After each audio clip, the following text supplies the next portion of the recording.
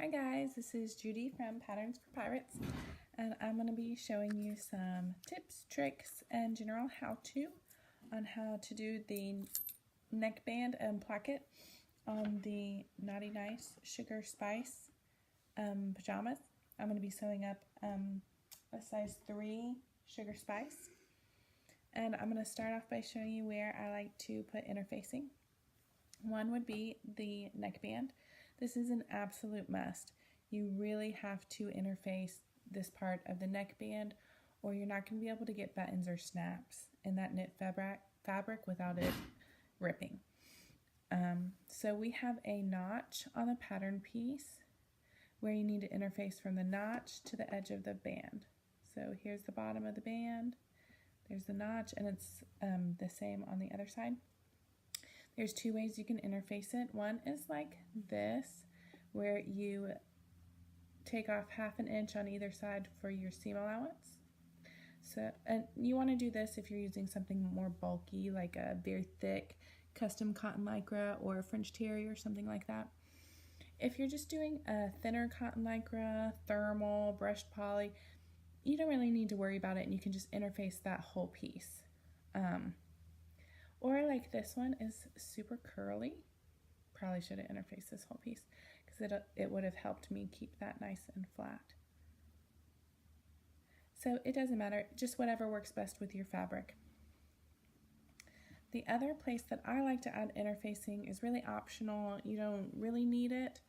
I find it helps get a nice crisp bottom square though. So I really like to take the time to throw a little tiny piece right here, and this is the front piece. So here is that little notch you cut out that will be your placket bottom, and I just throw a little square on that I make sure is bigger than my seam allowance. You don't have to be very precise with the size or anything like that. Alright, so what I'm going to do is I'm going to throw together most of these pieces. And I'm not going to quite sew it up as much as the tutorial will have you sew up, just because I'm going to try to not make this video too long. I did want to show, here's my front pieces, and it has that little notch, and what you need to do is cut a small 1/8 snip, and that's because this notch is only 3/8 inch wide. For the placket, because you're going to add those placket pieces, right? And your seam allowance here is 1/2 inch. So you're going to sew up 1/2 inch. So you'll have this little 1/8 of an inch extra that you'll need because you need another seam allowance for your placket pieces. So I'm going to sew up that, and then I'm going to sew the I'm going to use my serger over here.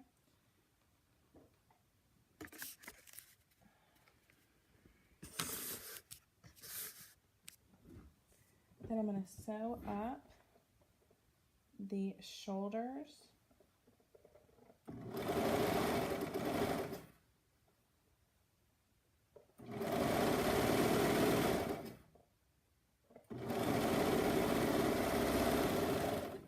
So here's what that looks like. We have the little notch so that I could get all the way in there to my seam allowance. Now I'm just going to sew the shoulder seams because I'm in a bit of a rush. The tutorial will have you sew a few more things before you do the placket. I'm just going to do only what I absolutely have to do before the placket so that you guys don't have to see me do the really easy steps.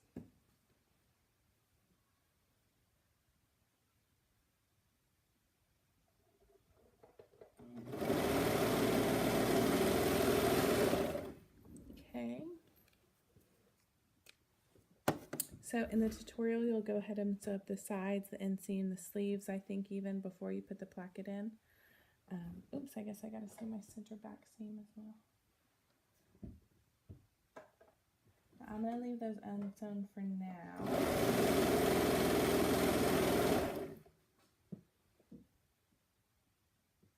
just so you guys don't get too bored waiting on me.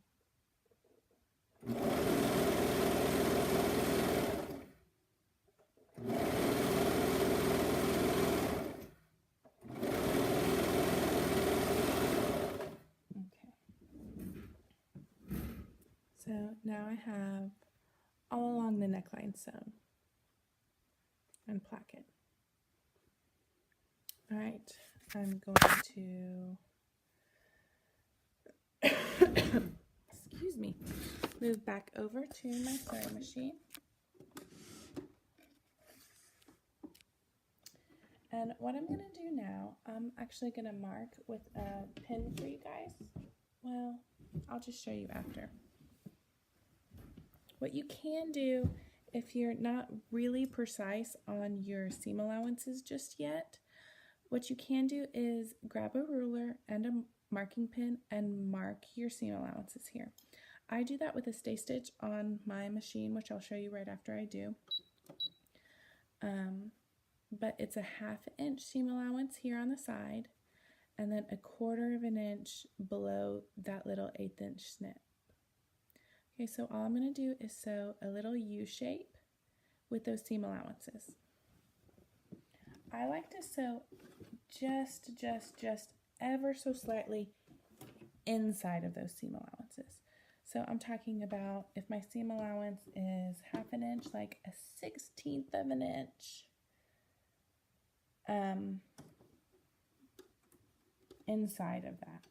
Now remember, you have that little 1/8 inch snip, so make sure you're sewing 1/2 inch from the edge of your fabric down the side of the placket and not down the center seam, if that makes sense.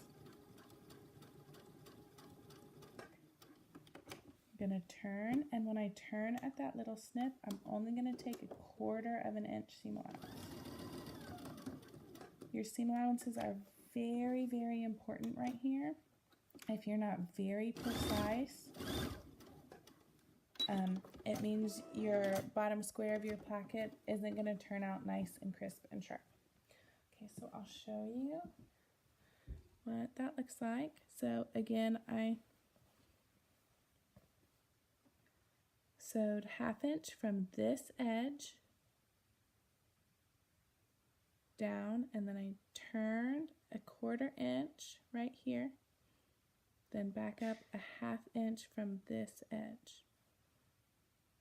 So there's only a 1/4 inch right here. Now what I'm going to do, and so what I was saying is you can use a ruler and mark this with a pin, then use your machine to do your stay stitch if you can't do it accurately just with your foot on your sewing machine. Now what you're going to do is you're going to clip diagonally from your previous little 1/8 clip down to the corner. Don't be a chicken either, all the way to the corner. If you don't get it all the way to the corner, it's not going to turn out a nice, crisp. Oh, I need some new little snippers. Let's see if I can grab a nicer pair.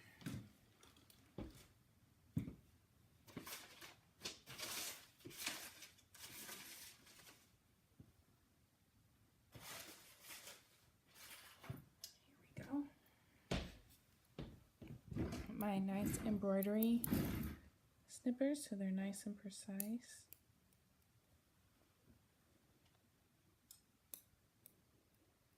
You don't want to go through your stitch line, but you don't want to chicken out either. You got to go all the way to that corner. So from your previous 1/8 inch snip, I'm going to try to show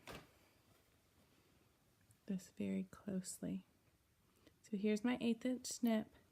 I'm going to snip from that snip all the way to my corner, not through my stitches, but all the way.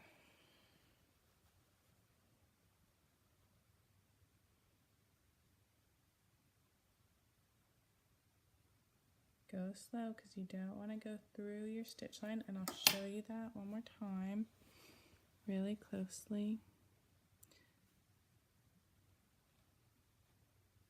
So there was my 1/8 inch snip, and then I snipped all the way to that corner, all the way.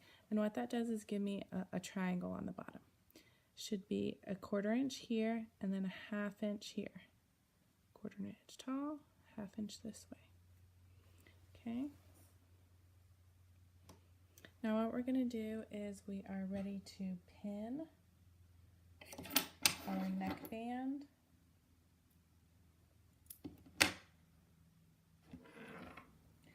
to our pajamas.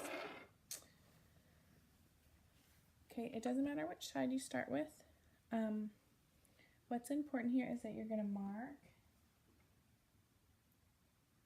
1/2 inch, and this goes right to your 1/8 inch snip mark. Okay, so I'm going to say that again a few different ways to make sure that I'm making sense. So here's that very first 1/8 inch snip mark. It's the top of your triangle. From that, you need, that's going to match there. So it's a 1/4 inch tall triangle, and then you need another 1/4 inch below the triangle. So below this stay stitch line. That's where we're going to pin it. So that 1/2 inch mark goes right to the corner. So there, from your opposite side, right, there's the bottom. If you move that out of the way, you got a 1/2 inch here. All along your interfacing, you do not want to stretch your neckband or the pajamas. Nothing should get stretched. If you have a hard time not stretching while you're sewing knits, interfacing the whole neckband is a better idea. You'd rather it be a little bit bulkier and make sure that you're not stretching that neckband where you shouldn't be stretching it.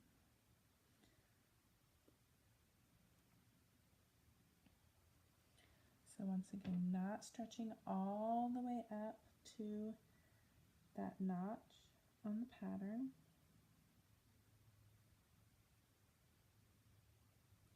Okay, so now I've pinned from the bottom all the way to my notch. There's my notch. Super curly knit right now. Now I like to throw in one extra pin after the notch, not stretching.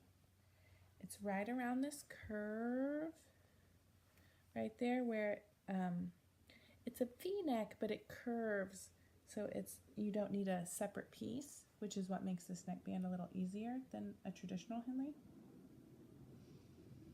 But you don't want to stretch around that curve. So all I do is take one extra pin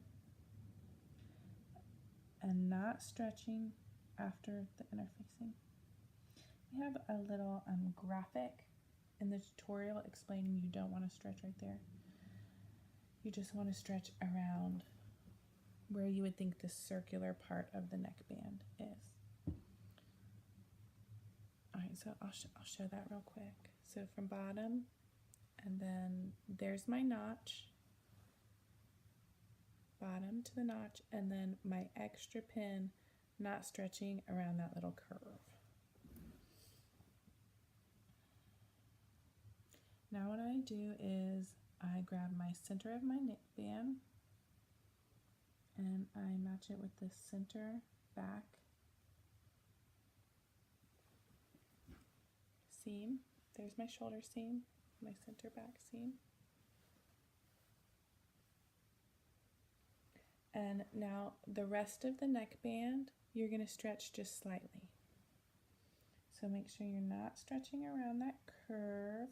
Once you've cleared the curve, then you can start stretching. And you want to stretch it around the back. It's not stretched quite as much as a traditional circle neckband, so don't get worried if you feel like it's too loose. It will lay nicely once it's on. And now I'm all pinned up. not stretching to the notch, not stretching around the curve, stretching slightly to the back. Now I'm just going to repeat that on the opposite side real quick.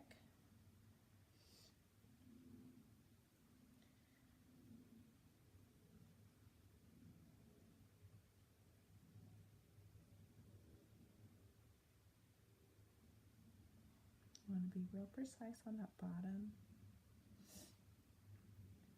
making sure you have, I almost stuck that pin in my mouth. I'm not going to show you guys my bad habits on this video. I try so hard not to do that.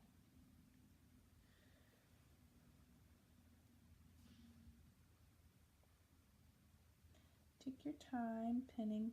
This is really the only little finicky part of this pattern. You can sew these pajamas up surprisingly quickly, especially once you really understand the little placket. It's really pretty quick. I can usually get one cut and sewn in a long nap time. If it's a short nap time, I can't, but definitely 2 naps even if it's short. So I'm all done up. What I like to do now is sew my bottom about 1 inch on both sides with my sewing machine. I do that from the wrong side so that I can see my previous stitch line. So I'm going to put it in like this to my sewing machine, and I'm going to make my needle right next to my stay stitch, as close as I can, right at my seam allowance, and you're only going to go up each side. So we're not going to worry about across the bottom at all. You're going to start right at your corner and just go up. Again, very precise from the edge of your bands and the edge of your front pattern pieces. And I only do a little bit. I like to do it on my sewing machine right here because it gives me a really nice crisp, you see here's my stay stitch, here's my real line, right next to each other, my real lines just ever so slightly on the outside, right to my corner. I'm going to do that on the other side as well.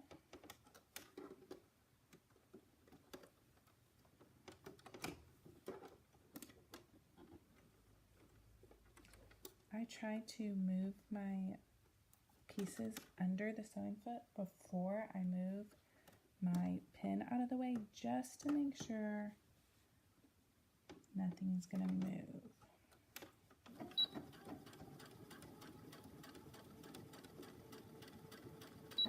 Again, right next to that stay stitch line, right to the corner.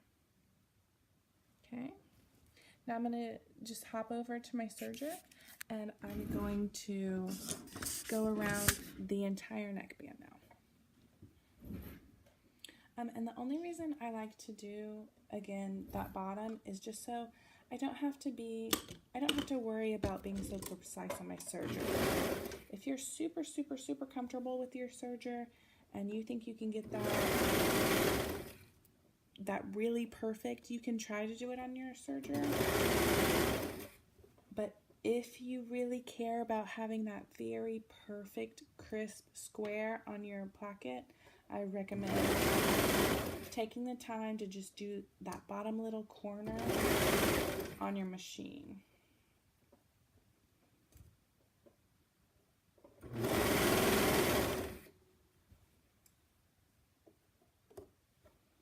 I always like to press my shoulder seams to the back when I'm sewing a neckband.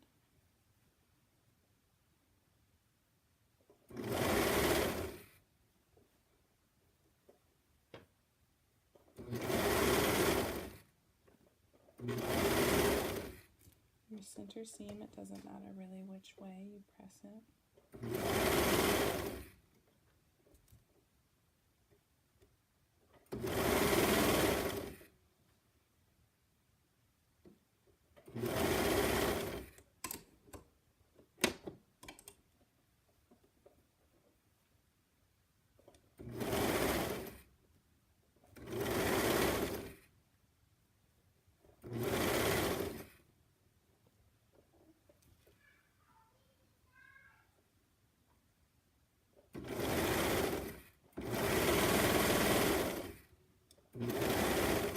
definitely don't want to stretch your neckband around that little curve on the neckline, is because you'll create a tiny little bubble if you do. Okay, so hard part is almost done. We have, please ignore my pink stitches. My little girl will love it. She loves everything pink. It's all sewn down all the sides. Now what you're going to do is you're going to overlap these pieces. It doesn't really matter which way you overlap. There are traditional ways. Okay, baby. Go in there and say hi to him. I'll be there in just 1 minute, okay? There are traditional ways. I think it's leftover top for women off the top of my head. But if you're like me and you don't really care, whichever way. So what I'd like to do is just throw a pin a couple of inches above just to keep it overlapped perfectly. And what you're going to do is take these bottom pieces that are overlapped and you're just going to push them to the back. And now when you view it from the back, oh, my little guy is awake. What you're going to have is your overlapped bands right here. So they should overlap perfectly from seam to seam. And you can see I have my stitch line and then I have just my serger on the end. So what you're seeing is a stitch line to stitch line. They should match perfectly. And then if I flip it over to the other side, you just have that little triangle. And your triangle should go from stitch line to stitch line perfectly. Now remember, this isn't my stitch line. Here's my stitch line. So see, my triangle is perfect. Perfect. And you can go on the machine and you can baste, or you can stitch it on your machine. You don't have to always finish on your serger, but a lot of people like the look of a serger better. So you can baste it, and what you're going to do is go from stitch line to stitch line, and it should be right at those corners.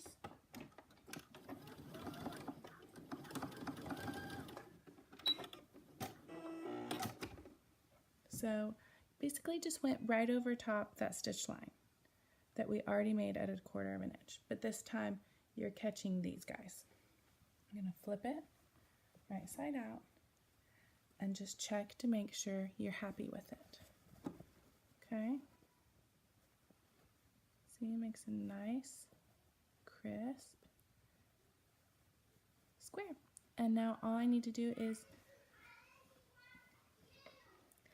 turn this over, and you can serge it if you want to, if you like that cleaner look, or zigzag it. And then you just press it, and you can top stitch this if you like as well. And I hope that helps. My little ones are calling me. Good luck, and I hope I see lots of finished, beautiful, crisp, clean plackets in the group. Bye.